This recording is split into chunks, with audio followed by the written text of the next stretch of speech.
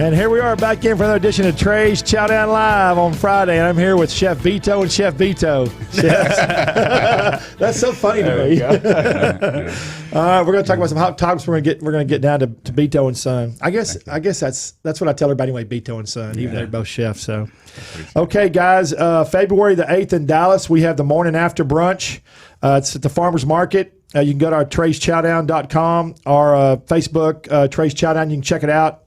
We partnered with them, and you get a discount of 10% if you want to buy a group of tickets for 4.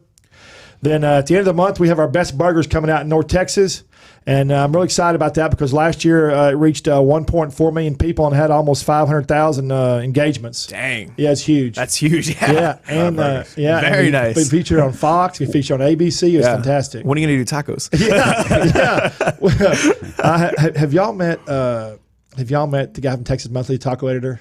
I have not met him personally. Met him on social. I had him on the show. He's a good guy. Okay. Good guy. And Tim Love's new restaurant opened up in the Fort Worth Stockyards on top of the new hotel opened up last Friday, Attico. All he's serving is small bites. That's it. Just all small bites. So we'll see how it goes. It's a deal. It's tapas. It's a deal he hasn't ever done before. So he says it's a gamble for him. I hear it's a beautiful place too. Beautiful. Yeah. He went all out. Yeah, that's what I heard. And a new company has bought a barbecue, and you're doing a barbecue chain in Oklahoma City. It's in national news. They're going to their holdings did $95 million last year, and they decided to get in the barbecue business. They bought a barbecue chain. They're putting the first one in Oklahoma City. I don't know. And they're from Minneapolis. Uh-oh. Interesting. Yeah, crazy. And last but not least, Blaze Pizza has a new crust, keto crust pizza. Keto crust. The whole pizza is only 6 grams of carbs. Really? Yeah. What do you know what the I don't know. I don't know. They just sent me a deal and some pictures on it. Keto crust. I mean, they said they're having a hard time keeping it in stock. I can imagine. Well, that's a big. It's a big diet right now. It is. Everybody's in it. Yeah. Don't. Not for that margarita y'all have over there. That wouldn't work. No, that's for sure. Okay, guys. Man, thanks a lot for coming in today. I really appreciate it. Thank you for having us. Thank you. Yeah. So Beto and Son, just real quick, before I want to introduce you, you're both chefs. Yes. How old are you? I didn't ever ask you that. 26. 26. Yep. And when did you start? When you decided you told me the story one time, but I'm going to ask him. Okay. When did you decide you wanted to be a chef? When I was 14, so he had a little taco shop called Petra up in McKinney, and I kind of just decided, you know what, like Dad, like I want to be a chef. And at 14, you don't really know how it all works, right. you know. So I just and that's what I knew. Yeah, exactly. He doesn't know what he's talking about. Right. Yeah, he did. Yeah. Okay, so you started off. Where are you from originally? Originally from Durango, Mexico. Okay. And been here since I was 12 years old. Grew up in Texas, but putting myself through college. Actually was pursuing business at the time, and I wasn't sure what. I hated it. I just wanted to do something. My mother kind of say, "You got to go to college." So I went. So I was putting myself through college, working in restaurants. Cooking, waiting tables. And for me, it was fun. It was awesome. I mean, I had a lot of fun. I enjoyed, seeing people enjoy food, and I loved cooking it. And then all of a sudden, I met my wife now, right? And she took me to a little trip to New York and introduced me to the culinary school over there. Oh, and which I have never heard about it. CIA. Yeah, yeah. I never heard about it, so it was all new for me. I was like, I didn't even know that existed. Obviously in the Latin community, being a chef was not a big thing back then. Back then, it was like nothing. Yeah. And now they're sought after.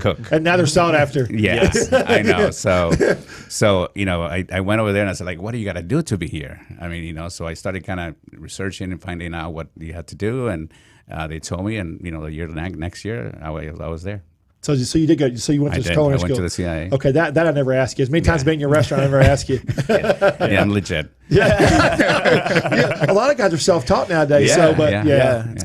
But your road is an extensive one, which is a neat deal. Yeah. So you did that. So you went to culinary school, and then you landed up. Where after that? Where'd you go? Hilton International actually gave me a scholarship for my last semester, and they hired me too. They had a little spot up in California in Ojai. It was called Ojai and Valley Inn Country Club.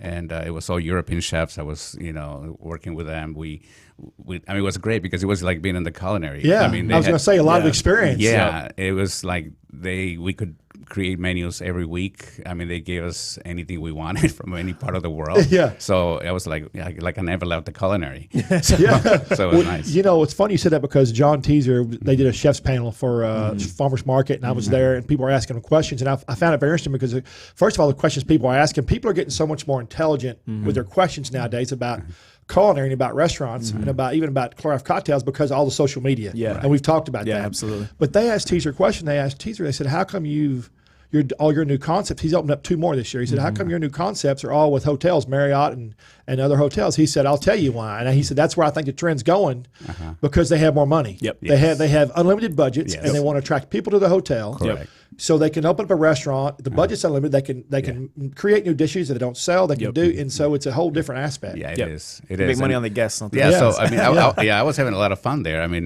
I loved it, and then all of a sudden, this guy called Phil Romano calls me. That's and said, he wants to open a restaurant. When Phil Romano called you, what year was that? That was 1993. 1993. Okay. Yeah, and so we created a little concept called Cosamels, Right.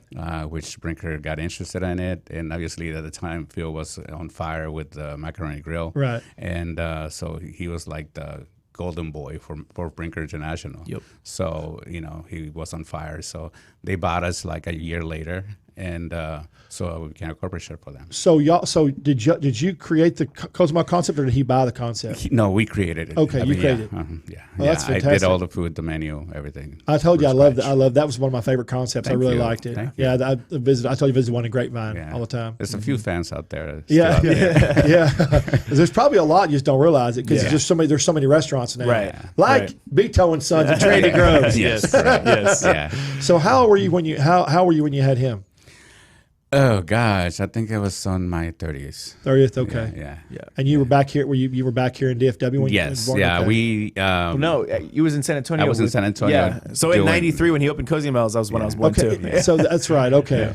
Yeah. So I mean, we were in California. Obviously, I said yes to the Sure. offer from Phil.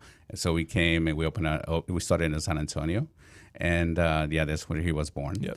And What? I have a question for you. When you developed Cozumel, what was your most defining moment in that chain in opening up that restaurant for you? What was the thing you remember the most about creating a concept? the thing that I remember the most creating that concept, it was the challenge, because up to this point I was working with chefs Yeah. that knew what the sauce was, all the utensils.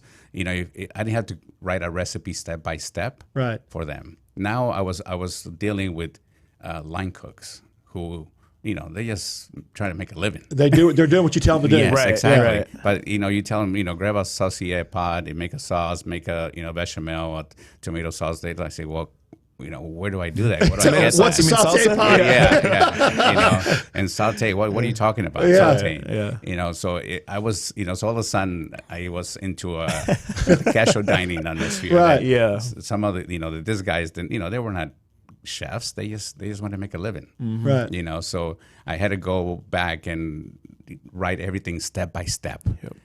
Exactly, take pictures and show them exactly what I wanted to do. So it was a whole training for them and for me. Basically, you're starting under the ground because, Yeah. like when we used to own our restaurants, anytime we bought a new franchise or opened a new franchise up, you're really starting below because you have to train yourself, Yeah. Right. educate yourself, Yeah. then write all that, and Yep. then train them to do it. So you got to dig yourself out of a hole, kind Yes. of. Exactly. Very much, Yeah. very So much. because I come from, like I said, at the hotel where I was working, it was like being at the culinary. Everybody wanted, we're a graduate chef. Everybody wanted to be a chef. Everybody knew what the basics of cooking Yeah. was.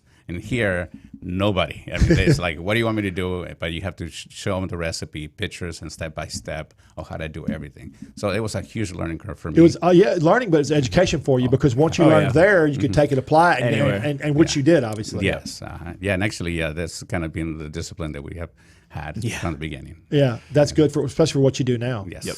What was the thing that you enjoyed the most about creating a concept? Because that's a big deal. When you create a concept, it's a big deal. Yeah, it was. I mean, Especially successful concept. yes, let's say. and yeah, it was because actually, Cozumel was just opening for dinner, and from the beginning, since we opened the door, I mean, as soon as we opened at 5 o'clock, there was a line. Yeah.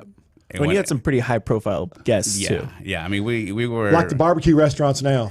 Yes, we were like on the foot of the Dominion over in San Antonio. Yeah. In Leon Springs, and I mean, I heard from George Strait, Reba. Oh yeah, McIntyre, yeah. George has a big house there on the hill. Yeah, What when you said he was going to go to San Antonio? There's every Mexican restaurant in the world in San Antonio. Did you think that was crazy? It was a little crazy. I asked Phil, I said, why do you want to open a Mexican restaurant in San Antonio? I mean, that's Why one are you in every bringing corner. sand to the seashore? Yeah, and the guy says, well, you're from out of town. Nobody knows you. You can bring something different to the table. And that's what I did. But Cozumel was more of it wasn't only Spanish, but it was a Mediterranean Spanish or something, wasn't Well, it? it was more of a coastal. Yeah. Coastal, yeah. We did a lot of seafood. It was heavy on seafood. Yeah. But I think it was before its time. I think people were not quite there. But I mean, we had success. But I think yes, people didn't quite understand it because I mean they're used to more of their yellow cheese, and I obviously I never serve. Tex-Mex. Right. I put my uniqueness of Mexican food with some coastal flavors. So. And I hate that word Tex-Mex. That word Tex-Mex is drummed up by a marketing guy, and I hate that word. I know, right? I don't like that word at all. Yeah. I'm a positive guy. I just don't like that word. Yeah. I just think it puts a bad spin on the food. Right. No, but I mean that you're right, because I mean there's some great Mexican food out there that I mean it's unique to Texas. Right. And that there's some awesome flavors that can, that's awesome. I mean, you kind of downgrade it. You're right when you say Texas. Yeah, it seems cheaper to me. Yeah. Right. Yeah. Exactly. Not to play on anybody's concept. It just seems cheaper to me. Yeah. I think Cozumel was the first place I had guacamole made at my table side. Yep. Yeah. I really think it was. Yes, it was. I mean, how long was that? 25 years ago? 26 years ago. 26 years ago. It's all this age. Yeah. I mean, that's what I remember having the first time. I thought I was fantastic. Every time I went, I ordered that. Yes. Oh, thank you. Yes. Now a lot of people do. Well, you do it too over there. Yeah. Now, Yes, I do. Of course. It's kind of been my thing. From the beginning. Yeah. So you were born and you were in San Antonio, and you've kind of been when you were growing up with him. Did you have an interest in what he was doing? Did it? Oh, absolutely. Okay. Yeah, I mean, mainly because I could get the first bite. If Yeah. I was in the kitchen with him. But also, no, I was fascinated. Like kitchens were very familiar place for me. Where I guess for most kids, going to a restaurant, you don't think about stepping foot in the kitchen. For me, it was Dad's back there. I'm gonna go say hi. So it was a way too for you to get close to your dad. 100%. Yeah. So it definitely like the times that we spent together, and some of the moments that I always will remember as being a young kid were in the kitchen with him. So I made a post the other day for social media. It was about Jason's Deli, and my dad was friends with a guy. It started in 1976, but my dad loved Jason's Deli. He had 125 restaurants, but he'd go to for lunch, but he wanted to go to Jason's Deli. So, but every time I make a Jason's Deli post, I always refer to that because I remember that the most. Because if I want to go lunch with my dad, I'd either meet him or go to Jason's Deli with him. Yeah. And at that time, they had a big menu, and still to this day, as far as a chain restaurant, they're a great concept. Yeah, absolutely. So, I mean, at their time, like we say 1976, like that was like ground shattering. Like it was so different than any other sandwich shop. Like it wasn't like a Subway. It wasn't like like they were really like elevating the sandwich game. And like you said earlier, I thought about Jason's Deli because you said some concepts and they get watered down. They get sold. They got to pay. Jason's Deli's man is to keep elevating itself time after time after time again. And a lot of families grow up with Jason's Deli because I remember taking the kids. Because I mean, it's something that is everything's fresh, and kids have a different selection and affordable for them. Very affordable. We used to take the kids all the time. I remember I always get the meatball sandwich. Jason's Deli meatball sandwich. When you have a big family, there's something to be said when you can go somewhere, something for everybody on the menu. Like you can't take a whole family to eat sushi or do a lot of things. They won't do it. Right. So you followed him. So that made that's some of your fondest times. Yeah. Absolutely. And our family just loved gathering around, kitchen table, that, or even just the stovetop, Is the Mexican on us.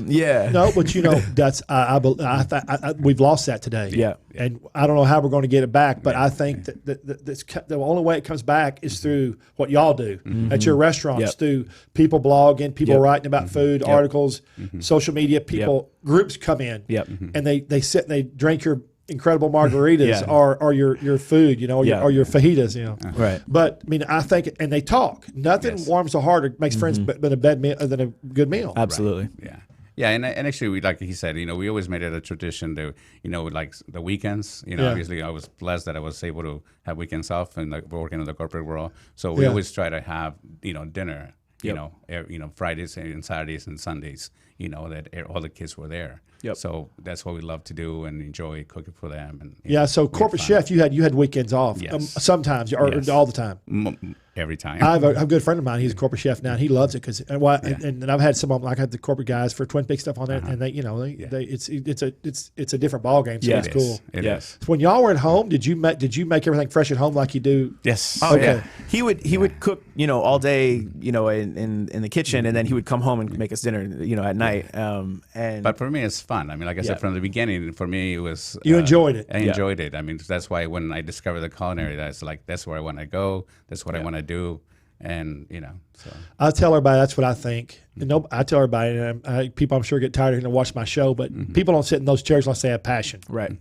And I can tell when I see a chef if he's got passion and loves what he does, Yeah. or if he's doing it for other reasons. Right. It's Absolutely. you can tell right up yeah, front. night and day. Yeah. right. Night and day, and that's I didn't even know who you. First time I met you, you came out and talked to me. Yeah. Probably 'cause I was wearing a cowboy hat, but you came out and talked to me, and it was this is a long time ago. I don't know when it was, a couple years ago, but it was. I mean, I just didn't. You came out, you cared about your business. Yep. I used to tell everybody we had restaurants. You can't run a restaurant from the back of the house. Right. You cannot. You Right. can't. Yeah. What's important is back there, but Right. what's super important is those customers out front. Yep. Yep.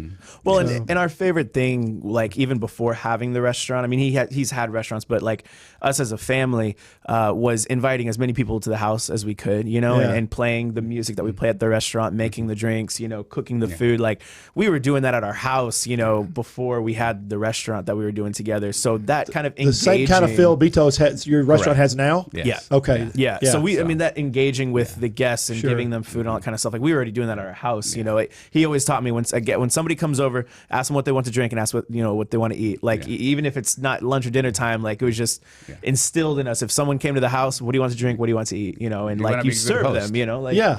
that was. Well, I can tell you this much from the first time before I even knew you, and I always like to go in now. Now people know who I am, so now when I go in, like if I go into restaurants on the weekends, I wear like a flat bill hat, pull it down. I won't wear anything. I'll wear like a surfer's, like a skateboarder's pullover and stuff.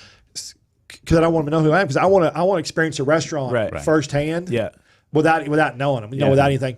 But from the first time I went to y'all's restaurant, y'all have a lot of staff. Yeah. Y'all have your customer service is your number one deal. Absolutely. And that was impressive to me before I even met you. I mean, I see them 4, 5, 10, 20 walk by. Yeah. You don't have you don't want for anything at your restaurant. No. That's the Which that's is the goal. which is important. It gives you not only does it have you a good feel, but it gives you a good personal feel. Yeah. Yeah. Yep. I mean, that's what we wanted to do. I mean, make sure the people experience that. They notice that, right? Oh yeah. Yeah. Well, I one mean- of the most compliments we get service wise is guests will always say, "Man, I felt like I had 6 or 7 different servers. Like no matter what I needed, like anyone was willing. It wasn't just like the one guy waiting on me and everyone else was like, "You're not my table." Like everyone in the restaurant was like, "Hey, can I get you something? Here's some more water." And I was like, I didn't even know who that person was, but they were refilling my water chip sauce, whatever that is. Yeah. So I mean, you notice in the restaurant. I mean, in the line checking the food coming out, it's either myself, Right. it's either Julian, or another one of our chefs. Yeah. Because I mean, you got to pay attention to what goes to the table. Yeah. You know. My dad used to say, "Watch it like a hawk." Yes. Yeah. Watch it like a yes. hawk. People love consistency. I mean, because if you come and you have a great margarita or Yep. great tacos, and then you get excited about it. You Right. invite your friends, and all of a sudden you come back next time and it's different. And then you say like, "Wait, what happened?" They'll blow you up on social media, man. It wasn't the same, and Exactly. consistency. Yeah. Yep. Consistency. And they're already driving a long way to get to us. Yeah. I mean, we always say they got to drive past the On the Borders, Mi Cocinas, all the little taco shops on every corner and gas station, because we're like the community that we're in is not necessarily our guest, like the neighborhood right behind us. No. People are driving, from the suburbs. Yeah. But you are a destination. That's what I we promote are. Trinity Groves. Matter of fact, I promote it so damn much that I've had people on my social media go, "Hey man, you ever go anywhere but Trinity Groves?" Yeah, I do, but it's a destination. There's lots of stuff to do there. Yeah, absolutely. I mean, you can if somebody's not from here, they can go to Trinity Groves. They can have an appetizer and a margarita with you. Yep. They can go have a little barbecue, listen to some music. They can go have an Italian food. Yep. Right. cake bar. I mean, yes, it's phenomenal. Exactly. Right, yeah. With chocolates. You know? Yeah. So I mean, and that actually when we got together and kind of decided to go there and open this little restaurant. You know, I told Julian, I said we gotta go with guns loaded. We gotta give people a reason why to cross that bridge. Yep. Yeah. You know, because you're gonna pass 1,000 restaurants on the other side. Yep. Why are they coming to us? And now you got a nice new bridge. Yes. it is a nice bridge. You know, y'all were talking about consistency, and of course, you can talk about Ray Kroc and McDonald's, even though it's McDonald's and I don't really eat McDonald's. It's consistency. Absolutely. Okay. Absolutely. I was interviewing Grady Spears for a TV show. You know, Chef Grady Spears, the cowboy chef in Fort Worth. Yeah. And he's about a lot of the number one cookbooks and stuff. Very celebrity-sized chef. And I was actually interviewing him. We were on camera for Fourth Magazine, and this guy, one of the servers, walked out of the kitchen with the plates in his hand, and Grady was standing here, and Grady stuck his arm out. He was talking to me, but stuck his arm out and stopped him. He said, "Come here." And he said, "There's no salt on those dishes." And he said, "What?" And he said, "There's no salt." So Grady went and got, put salt with his hands, put salt, or he had gloves on, but put salt on there. He saw that out of the corner of his eye. Wow. Like just as the guy was walking. That's what he said, Yeah. consistency. Yes, correct. Yeah. Yeah. It's important. Yeah. So and then that's why we did. I mean, it was like trying to give you something unique, something different. I mean, because like there's thousands of Mexican restaurants out there. Why would you come to Beto and Son? Yeah. Right? Yeah. So that's why we try to set ourselves apart, and give you something a little more exciting. That Experiential. I mean, it's common. It's something that you understand. But it's give it to you with a twist. I'll tell you why. Award-winning margaritas, award-winning fajitas, all kinds of stuff. That's why you go to Beto and Son. For sure. Okay, so did you go to culinary school? I did. Okay, yeah. where'd you go? So I went to the CIA as well, but I went to the Okay. one in San Antonio. Okay, I didn't know they had one in San Yeah, Antonio. so there's East Coast, West Coast, and Central. So you got obviously New York. Everybody Right. knows that one. Everybody- you got yeah. the Napa one in Greystone. Yeah. all the same price? Yes. Yes, except when I went to the San Antonio one, it was in like they were I don't think they were even 5 years old yet, so they were a little more incentives to go to that one because they were trying to kind of get it off the ground. Sure. Now, I mean, they're packed and crazy, but there were more incentives. Do to you go learn there. the exact same thing, or do you learn Yeah. things different? Okay. All of Same our basics. chefs that we Okay. had came from New York, so I mean, we're literally the same chefs that were teaching in New York were teaching on that Okay. campus. Yeah. Basics. Yeah, it's all the same curriculum. You buy the same books, Yeah. same classes, all that stuff. What was did you go to work with your dad as soon as you got out, or did you No, actually, so I went to actually Ritz-Carlton, and I Okay. worked for Dean Faring for a little while. Oh, boy. yeah, That's somebody good to work for. I love Dean. Man, He's a nice guy, he is isn't he? the nicest guy. And I was Talented. Yes. I was like Yeah. He's staging been and around. like interning at that at his That's restaurant. awesome. I didn't know that. Yeah, and this was like before I was like there full time, and he was like, "Hey, what's your name?" And I said Julian, and he's, "I'm gonna call you Big J," and I was like, "All right." And he says, he's like, "Big J, what do you think about the food here?" He's like, and I was making some things, and I think I was prepping a sauce, and he's like, "Hey, tell me what you think about that sauce. Would you do anything different?" And I was blown away that a guy like Dean Faring would Yeah. ask a little culinary grad like me, like, what do I thought and what would I do? And it was just the humility that he had, and just like the passion just to be in the restaurant, be around food and that kind of thing. I was like, I just want to take that with me everywhere I go, So anyways, I did Ritz-Carlton, worked for Dean Faring. And then I went and actually You learned started a lot there. What was your favorite thing about working for Dean Faring? The most memorable thing. most memorable thing? You might have just said it. I don't know. But Well, I mean, that was probably the most memorable. But however, there was a few things. The time he let me kind of do the amuse-bouche for like a Saturday night, it was a pretty big deal for me. Yeah, that'd be a big deal. And then also spot. he took me to a bunch of his private caterings. And that was really exciting because there was only about 3 people that he would take, That's and neat. I got to be one of them, which like really felt good. Makes you feel good. Yeah. So I think it makes it gives you accolades. It makes you feel better. Yep. If a person beats you down all the time, man. it's hard to keep trying to step your game up. Yeah, absolutely. Yeah, no, he's totally polar opposite than what the old school traditional chef was. I went and did corporate a little bit because he always kind of had done corporate, and so I was like, I want to get some experience in that. So I actually worked for Denny's for a little while too. Yeah. And then from there, I got hired actually here in Fort Worth, a soup and sauce company called CTI Foods. They make Jason's Deli soups, Panera Bread, Chili's queso. I mean, they do all these different soups and sauces and stuff. So it was kind of more food science. Did you create stuff there? Yeah. Oh, neat. Okay. So I developed a dressing for Pei Wei. They have like an neat. avocado. I like Pei Wei, by the ahi. way. Yeah. I know. Yeah. It's just consistency. Exactly. Yeah, so we did that. Did some different soups for some different brands. Actually, I got to present to him. He was at Chili's at the time, and so I got to present to him That's and right, his team. Chili's. Yeah. Oh, Yeah. that's kind of cool. Yeah. Now, what was that like? It was fun. It was fun. But you must have been proud. Oh, of course, Yeah. of course. I mean, it was great. Like I said, now he was kind of on his starting road of becoming his own chef, be his own self chef, and he was creating. He was working with some great people. I mean, I know some of the guys that he was working with, so it was exciting to see him in action. That's awesome. Yeah. So you did that.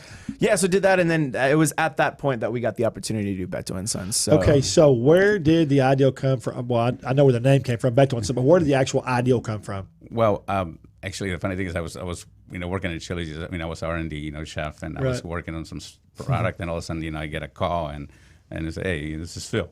And I said, "Hey, what are you doing?" And I said, "Hey, I'm just trying to make a living here." And he just kind of cracks up and I say, "Hey, I want to talk to you. You have a little opportunity. So over here at Trinity Groves, if you're interested." So. The rest is history. Yeah. Well, I was kind of hesitant because I mean I know how long what a hard time it is to open up a restaurant. Because you did it. I done with it before. Phil. Yes. Exactly. And at that point, it's going to be all you. Phil's not going to do much. Yeah, right. Exactly. So I'm thinking, I said, do I really want to put myself through this again? Here we go. Yeah. And I was like pushing him so hard. I was like, Dad. I pitched it to him and I say, "What do you think, buddy?" And okay, so hang on. So when you went to talk to him, what was your first? Was it just like a hell yeah, let's do it? Yeah. Well, so I remember I was actually doing a grocery run because I had a presentation the next day, and so I was at Central Market in South Lake, and he calls me on the phone and he's like, "Hey, guess what?" And I was like, "What?" And he's like, "Phil Romano called," and I'm like, "That's crazy." Okay. 30, 25 years later, whatever. Yeah, and I was like, "Well, what did he want?" And he's like, "Well, he asked, if we'd be willing to do like a Mexican restaurant at Trinity Groves." And I was like, "Well, we got to do it." I know. And I was already telling him, I was like, "Dad, here's some things we can do. We can do some molecular gastronomy and all this different stuff." Age difference. Yeah. And I was like, "Well, no, okay, wait, buddy. You have to think about this." I say, it's opening a restaurant is not like, okay, you cannot change your mind in the middle of the road. I say it's like having a baby. Right. You cannot give it back. Yeah. Sometimes a baby with problems. Yes, exactly. Once you cannot give it back, once you say yes, we're in it. Yep. We're in it for the long term. Yep. It's kind of funny because that just reminded me of the old bull, young bull story. I watch them, I raise them, I watch what they do. It's really funny. Old bull takes his time, young bull runs around in circles, smashes into everything. Come on, Dad, we got to do it. We got to do it. Yeah. That's so funny. And he didn't let it go. He says, "Are we going to do it? Are we going to do it?" Well, and his wife, my mom, was like totally against it too because she was like, "Oh my gosh, he worked for a great company, been there for a long time. Benefits. Benefits, weekends, holidays, corporate chef. Oh yeah, I mean, she was like, "Why would we leave like the dream chef job? Like we get off weekends and holidays, and you want to like go work full time and potentially make less money and stress the entire family, she was just going through her head like this doesn't make any sense. She's been through the whole process too. Exactly. Yes, a couple of times. Yes. Okay, at that point, it's that because if you like the one I'm with, I really respect her. So at that point, you have to take everything. You have to weigh everything in consideration, right? Yeah. That's kind of a barometer because everybody's been through the whole thing, right? Yeah. So it's funny. So what was the thing? What was the defining moment that made you say, "Okay, we're going to do it"? Was there any one thing, or was it a combination? I think he's actually just feeling his excitement about it. I mean, that he wanted to do it, really bad, and he'd be there to help you support you. And also, as I started processing the whole thing, I said that this would give him a great opportunity to be introduced to the entrepreneurs like Phil Romano and things like that, and see the business from a total different perspective. Right. And I said, I think it would be kind of fun, and as good or bad, I said, look, I think if we can go there, guns loaded. Yeah. I mean, we can make a good run for it. Yeah.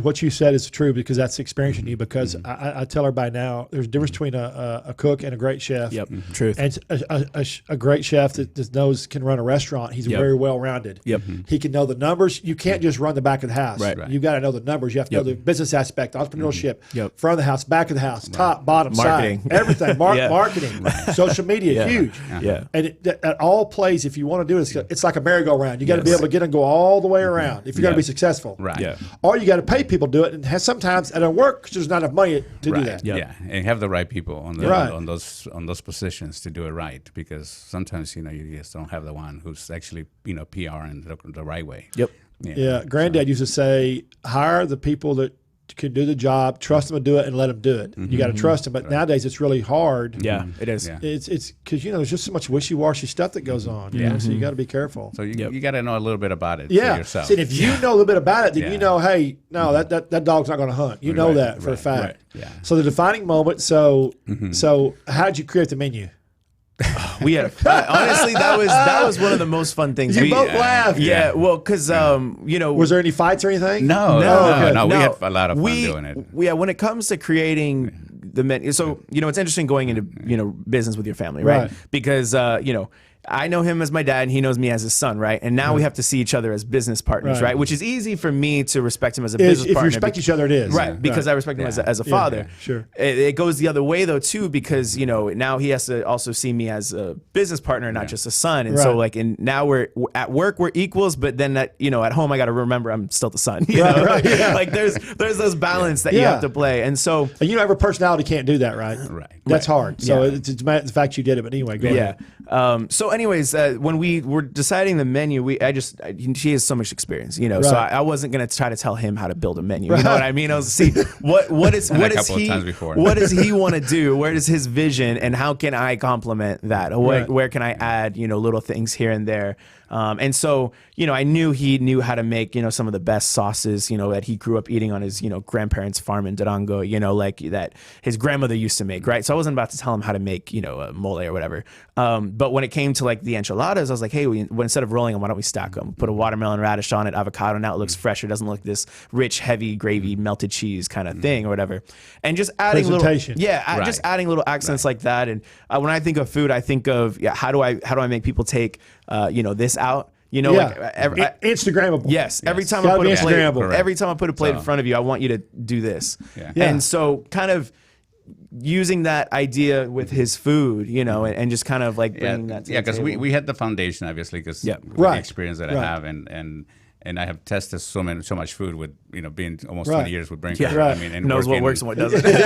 Working on concerts like Cozumel's on the border and Chili's, I have tested so many food that some of them score very well, but obviously the corporate world is a little different, right. So they kind of get scared of some things and they don't want to do it. Yep. So I had a plethora of stuff Yeah. that they had been tested very positively, and I said, like, I can make a whole menu with this stuff. Sure. Right. And a lot of people, the funny thing is, a lot of people ask us, have you been working on this for years? Like, how long did it take you to write the menu?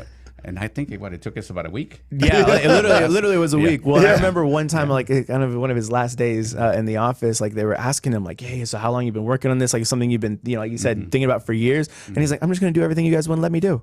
And everyone was kind of just like, "Whoa." Yeah, because the corporate world is funny, and this should never. And that's one thing I hate. You don't what you want to test the market on is people eating your food. Yes. Right. Not people sitting behind a desk or a marketing firm or a PR firm and they have their steps of how to study those studies that they do, and some things are good, but sometimes those handicap you because the way people respond when you have them on a sensory panel. It's totally different than when you're spending your own money. Right. Yes. Exactly. Okay. Yes. So. Yeah, I went to Bonnet for Payway like 6 or 8 months ago in Dallas. They invited me over this deal. And they invited like 30 people over there. Yeah. And everybody but me was like 22, 23. And I'm like, they have no experience in the food business. They never even worked at a restaurant. And these people try the food because they put some on Instagram. And making them a food critic. And making them a food critic. Yeah. And John Teaser sat over there in that chair and he told me, he said, gun owners and Yelper food critics should have background checks before they say anything. That's all he said. I laughed so hard about that. Yeah. And he said, I don't want to silence them. I just want everybody to know what they're talking about. Right. Know what they're doing. Yeah. So and that's what happens sometimes. So I mean, I had a lot of food that I had on my repertoire that I said this would go wonderful with what we're trying to do. And and we, like you said, we went through say, okay, what do we want to have? He put his fresh, spin on it. Spin on it, And I said, yeah, let's run with this. I would call that an Instagrammable spin because you laugh, but man, Jesus, nowadays, if it's not Instagrammable, you're not going to go anywhere with it. It's got to be 100%. colorful. It's got to be presented good, and then it's got to taste good. People eat with their eyes first. Well, in my generation, I know for me, there's so, like we've talked about. There's so many restaurants opening. There's so many new places. Like we can't even eat at all the new places, fast enough. So generally, we're like my generation is judging it from their Instagram page and from what other people have taken pictures up on Yelp.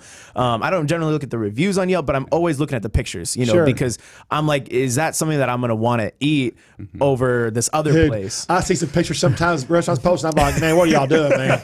Take it down. How about a little bit of lighting? Just a little bit of lighting. Just a little bit. No, that's the truth. There's been a few places I'm like, yo, take that picture down. Dude, like you don't know what you're doing. Dark. What is that? Is that rat? Is that something a raccoon just spit out? Like you're trying to bring it up and like trying to figure out what it is. Good night. That's a bad sign. We've actually developed some really good things from poorly quality photos and being like, is that this or what is this? Like we have an avocado chimichurri sauce that we basically, chimichurri is a kind of oil vinegar type sauce. Sure, I love it. I love chimichurri sauce. So one of my favorites actually. We emulsify it with avocados because the avocado you puree it together and now it's emulsified. And it came because we saw a really bad pic of food and we're like, man, it's so weird. It looks like almost like a chimichurri, but like they thicken it with avocado or something. We just kind of looked at each other like, avocado chimichurri, that sounds amazing. So it's interesting. You look at food and you try to make out what it is, and it ends up being something totally different. We talked about the Instagram thing, and I went to a new opening of a restaurant in Dallas, and they had you go in there and you sit down, and they give everybody lights.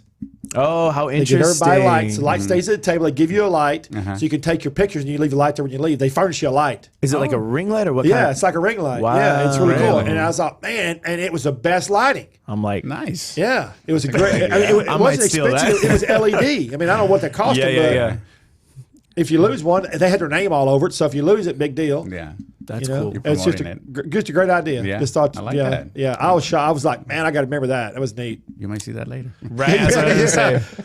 Next concept. What's your favorite dish? What was the favorite dish you created for your first, on the menu? What was the one that you thought was going to be the best? That had the best flavor? Well, I'm sure you know what I'm going to say. Or noodle bowls. Yeah. Okay. Yeah. It's always, I mean, obviously as a chef is like, when you think about Mexican food, it's like, okay, fajitas been done so many ways, tacos so many ways, enchiladas. Tortas, and I said, what is out there that hasn't been explored and taken to the next level? And I started thinking of a dish that my grandmother used to make for me, and it was fideo. And you said fideo? Fideo, yeah. Which is it's a thin spaghetti. Okay. And the funny thing is, a lot of people is like, oh my gosh, Mexicans have pasta. So you do realize they were first taken over by the Spanish and then they were sold to the French, and there's a lot of European influence. History, man. Bump up on your history. Exactly. So it's like, we eat pasta. A little different than you guys do, but we do. Not with tomato marinara sauce or whatever. Yeah. But. So anyway, it's this dish that, I remember my grandmother, frying it on the oil, and obviously I lived on a farm. I grew up in a farm, so that's awesome. We raised our chickens. We corn, beans, fresh. Everything. It was farm to table lifestyle before it was a trend here in the United States. That's what we had. Yeah, in 1905. Yeah, familiar. Yeah, so that's how I grew up. We used to go to the well to get our water and things like that. So I remember that dish. I remember my grandmother doing it, and I said, fideo has always, and it's been used on other restaurants, but it's a side dish. It's like rice or beans. Yeah, when you see fideo on the menu, no emphasis put on it. Exactly. Right. It's literally just noodles in a bowl, like you would get rice in a bowl. Right. So we started playing with it, and I said, we created, obviously bowls were, it's a big thing, especially for the young generation. So I said, let's call it noodle bowls. And we're not call it fideo because, a lot of people are not going to say, what? Yeah. Right. Like, what's fideo? Is that like menudo? No, I don't want that. Yes, exactly. Exactly. And very small there it says fideo. Yeah. Most people don't see it. Because, some of them, or Mexican friends, they say, what, this is fideo. It's and sometimes I get criticized. They say, well, this is not how I make it, or this is not how my grandmother used to make it. I say, you're right. I'm a chef. This is my own spin. Yeah, right. Yeah. But anyway, so that was the dish that we kind of got behind it, and we kind of said, hey, I think we can make it a big thing, a staple for us. And we top it with awesome ingredients like, fresh carnitas, salmon, shrimp Put a fried egg diablo, on top. Put a fried egg. Yeah. because of both y'all's backgrounds, everything y'all do is so fresh. And so the colors, the vegetables are always colorful. I mean, and I know you won't put anything out. I know you won't do it. That's not right. But it just makes a big difference. And we try to also stay, using some of the community. I mean, because our corn tortillas are made by the small company that is down the street from us.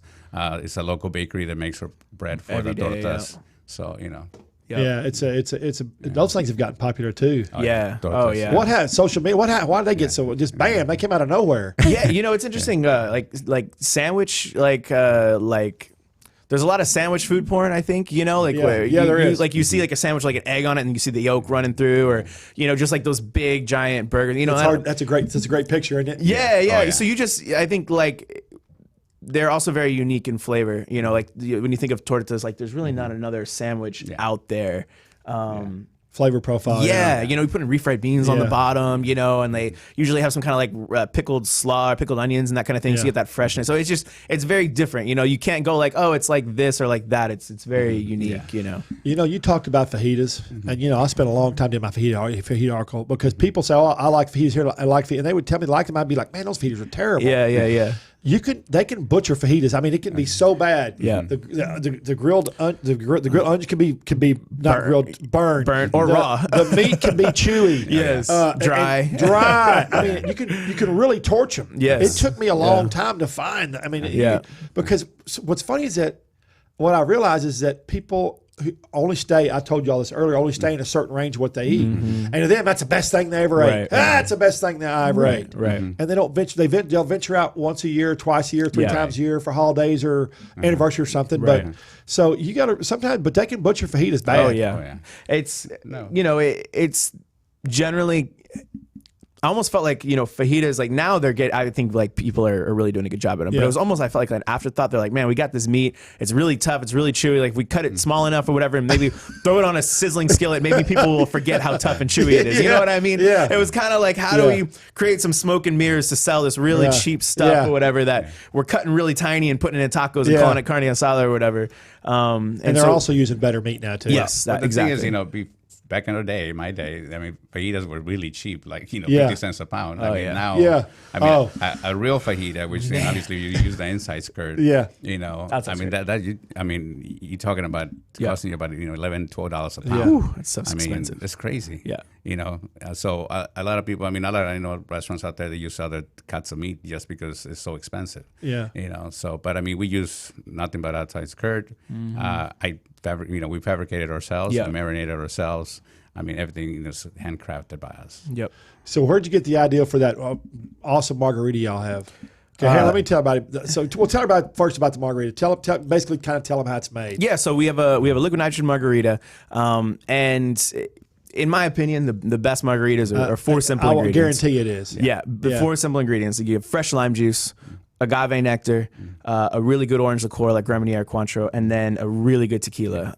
I personally went to Mexico to pick out the tequila for this cocktail because I had a very specific flavor profile I was wanting for it. I didn't want it to get washed out because it was so smooth. Some people are like, oh, I just want a smooth tequila, but you put it in a margarita, you can't taste it anymore. Right. Like I wanted something that had that nice earthy agave flavor. So we use an 11-month aged custom-made Avion Reposado. Is that the bottles I see over there? Oh, yeah. We use a few. Yeah. We only go through about a barrel a month. That's all. That's a lot. That's a lot. It's 40 cases, 46 Out of pack y'all's cases. place? Yeah, and that's just that one. We go through 100 to 120 cases of tequila a month. We're actually the #1 sellers of top shelf tequila in North Texas.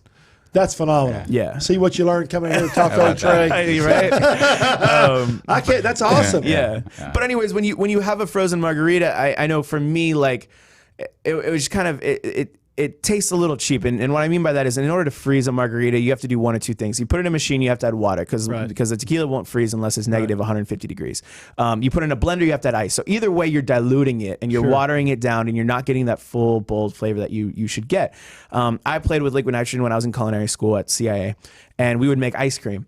And so I remember I was telling him, we got to have some kind of wow moment. There's got to be something that people are like, you got to go to the place with, and they don't maybe not even remember the name, but you got to go to the place with this. And, people are looking it up and all that kind of stuff. Like that was just what was in my head. Sure. And at first he was a little hesitant because he's like, no, let's just keep it simple. You're going to have to make all of these, But you're on two different thought paths. Exactly. But then he got on board and he helped me develop it and he helped me create it and all that kind of stuff. And we did it together. And basically what's great about liquid nitrogen is negative 300 degrees. So it's cold enough to freeze alcohol. Alcohol freezes at negative 150. That's what I was going to ask you. Okay, that's how it works. Okay. Yeah. So what happens is, and it's perfect because once the liquid nitrogen gets up to negative 150, which is still cold, it evaporates. So it's perfect because it freezes the alcohol and evaporates off, making it safe because you can't drink liquid nitrogen. You can only drink the effects. It's like, I tell people, they come in like, oh, is it safe? I'm like, well, you cook with fire, you don't eat it. You freeze with liquid nitrogen, you don't drink it. It's the exact same thing. Yeah. So anyways, it creates this delicious, like almost gelato-like texture, Exactly sorbet. Gelato, it's exactly what it is. Yes, because there's no water. It's literally just those ingredients, frozen together, and it just melts on your palate, there's no water, so it's stronger, better, more flavor. I think my girlfriend fell in love with me over those. There you go. You're not the first person to tell me that. No, she was like, oh my gosh, she's a great. Yeah. So, I mean, you got the pure, yes, the alcohol, a nice fresh lime juice, and the Cointreau. Yeah. I mean, it's just got a great flavor. Yeah. It's evaporated. It's pure. I mean, it's just natural. How long did it take you to, from start to finish, how long did it take you when you started the idea? How long did it take you to conceive the finished product? You played quite a while with the recipe. we did play around with quite a while. I would say we definitely played around with the recipe for about a month. Just going back and forth, how much lime juice, how much, because we realized, without the water dilution, all the flavors were really big. So you have to balance it perfect. I mean, because if you don't, it's too limey, it's too boozy, it's too orangey, from the Cointreau or whatever. Yeah. Like you really got to balance it right. And we didn't want to serve this limey sweet cocktail. Yeah. We wanted it to be boozy, like everything you would want in a margarita. Yeah. So I think that was the hard part was because also, when you mix all that together and drink it like just liquid, it tastes totally different than when it does at negative temperatures. Like when things cool, when things get hot, the flavors, you pick on your palate. Yeah, absolutely.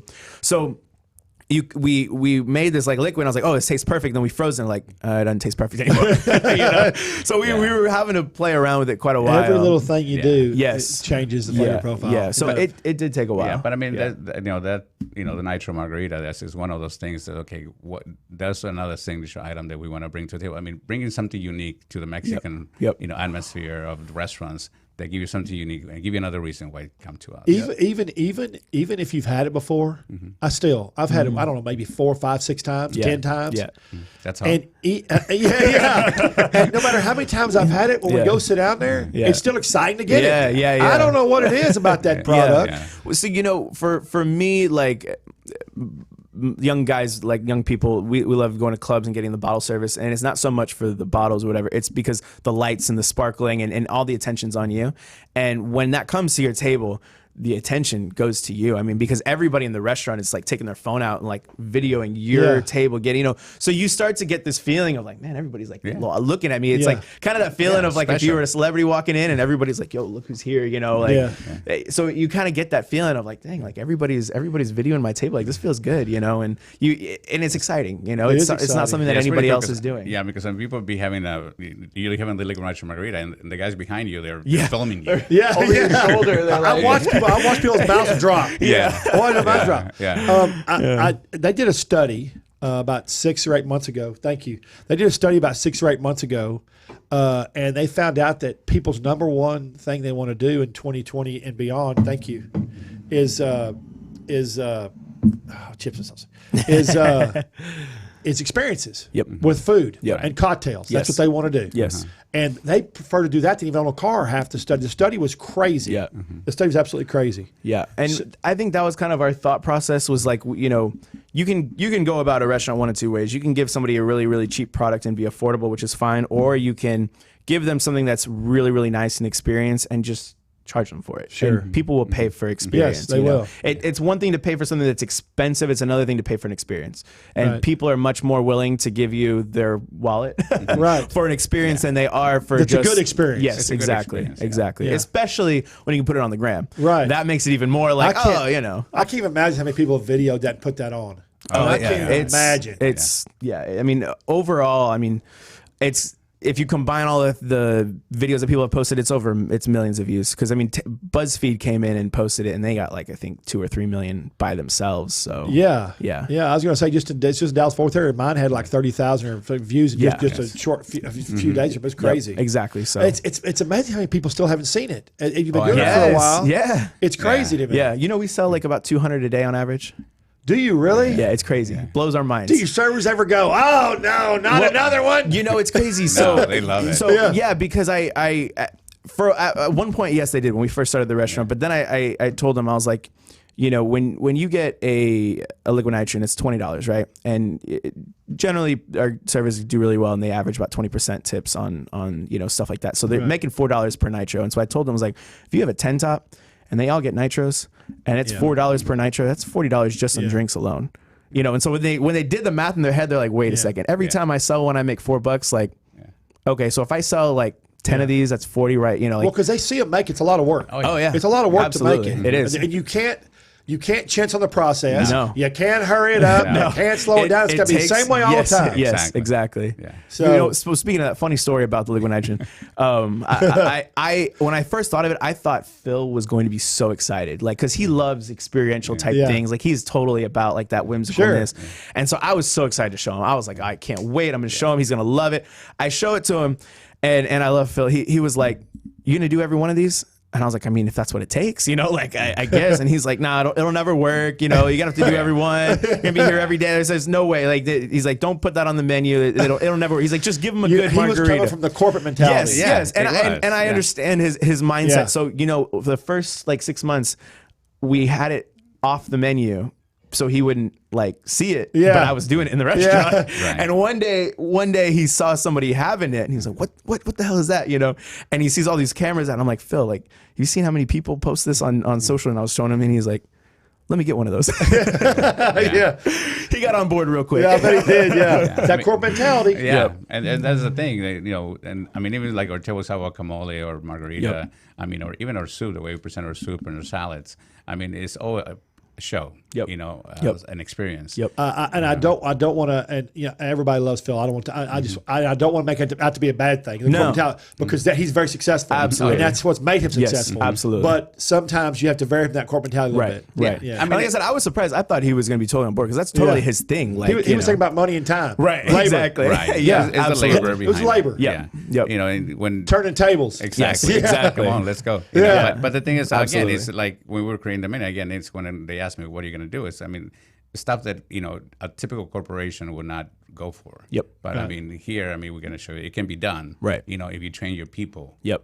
Right from the beginning. Okay, so we got salsa. Yes. How y'all make your salsa?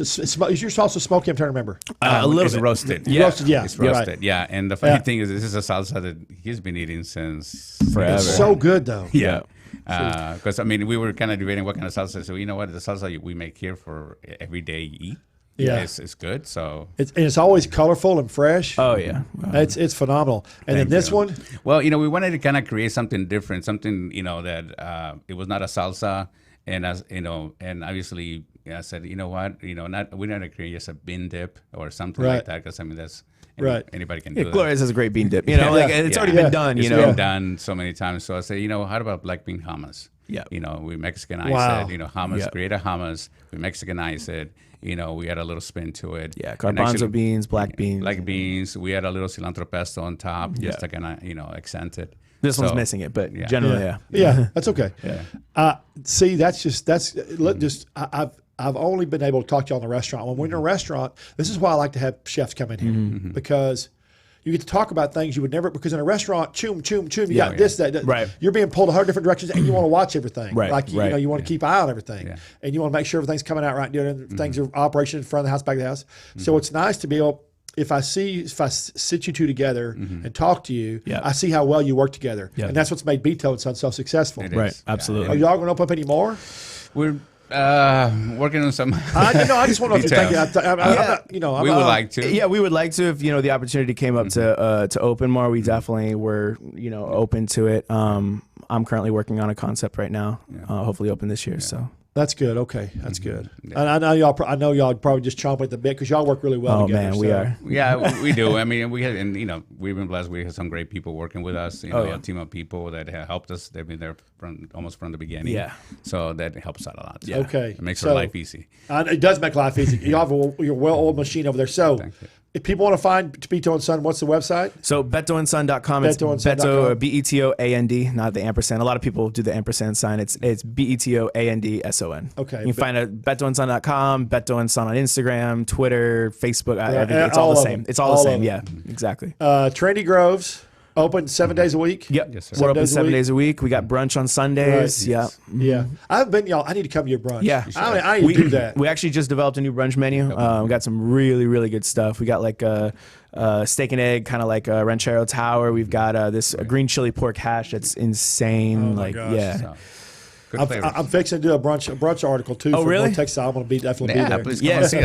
please. I really appreciate y'all coming. Yeah. I'm gonna, So let me know when you do. I will. I appreciate y'all coming so Thank you. much. I enjoyed you so much. I knew I would. I'm just glad you came over here. Yeah, thanks for having us. No, Thanks thank for you. taking us. Appreciate it. Yeah, you bet. Okay, guys. So if you're trying to get a hold of us, as you know, every week I tell you, Trey'sChowdown.com. It's got all of our videos, our shows, ABC, Fox, all of our blogs, Facebook, Instagram, Twitter, LinkedIn. Our LinkedIn's now got 10,000 on. LinkedIn's Nice. growing like That's crazy. a big LinkedIn. It's a big LinkedIn. Yeah, and it's people, you would not believe the people who are on LinkedIn that go to restaurants in Dallas and Fort Worth where they fly in or whatever. yeah, It's yeah. crazy. I believe it. It's crazy. Yeah, I think LinkedIn is one of the most slept on. Yeah, and I call onto it quick. Yeah. So we'll be here next week. 10 a.m. I got Jonathan from Jonathan's Diner. And Oh, nice. I like that guy. He's funny. Yeah. He's funny. Over in Bishop's Bishop's Art, yeah. yeah. We'll see y'all next week. Thanks again for watching. Thank y'all very thank much. you. I appreciate Appreciate it. it.